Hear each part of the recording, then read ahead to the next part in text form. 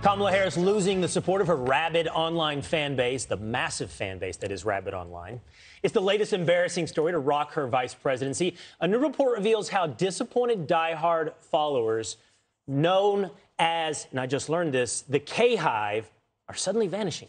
Supporters who had high expectations have given up on her amid a string of failures. Once one self-described former member of the group saying, quote, "The disappointment is real. Ouch."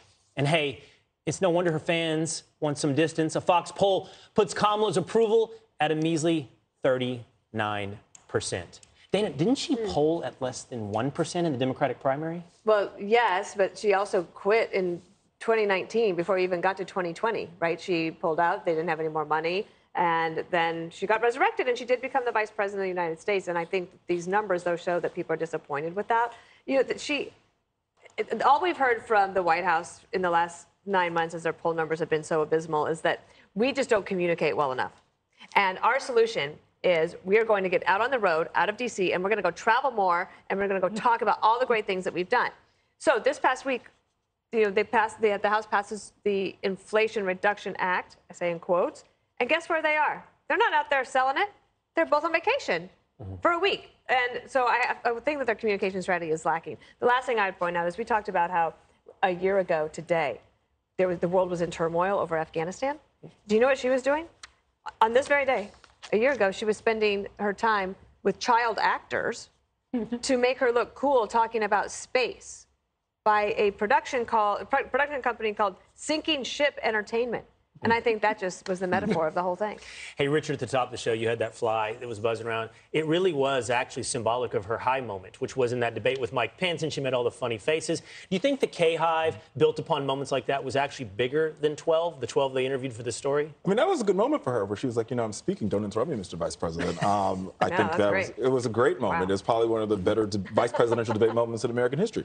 But with that being said, I will not, I mean, you can't, here's the truth. Here's what we also know about American history. There's never been a vice president that was more popular than the president that they were serving, number one. And number two, so if you have a presidential approval rating that's in the 30s, you should expect that the vice presidential approval rating is going to be in the same space.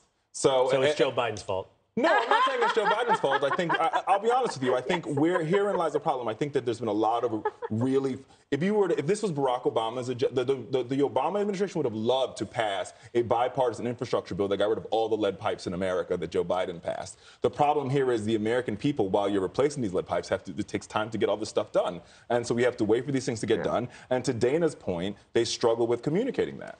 Dana, I think that Kamala was built upon two things: a social media moment, a Twitter phenomenon, which shows the lack of reach of Twitter, now that she has no popularity, and the power of identity politics, which has a limitation when it comes, again, to real-world acceptance. She can't hang on to people who are getting paid. Of course, people who are kind of volunteering. I'm volunteering as your fan.